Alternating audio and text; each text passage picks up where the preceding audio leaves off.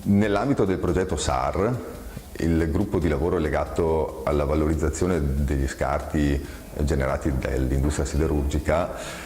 puntava inizialmente allo sviluppo di polveri reattive da impiegare nel settore dell'edilizia. Ad un anno più o meno di attività svolta nell'ambito del progetto abbiamo in realtà individuato due linee di potenziale utilizzo molto interessanti, una effettivamente come polvere reattiva, quindi come potenziale sostituto del cemento nell'ambito dei conglomerati, dei calcestruzzi e conglomerati cementizi appunto,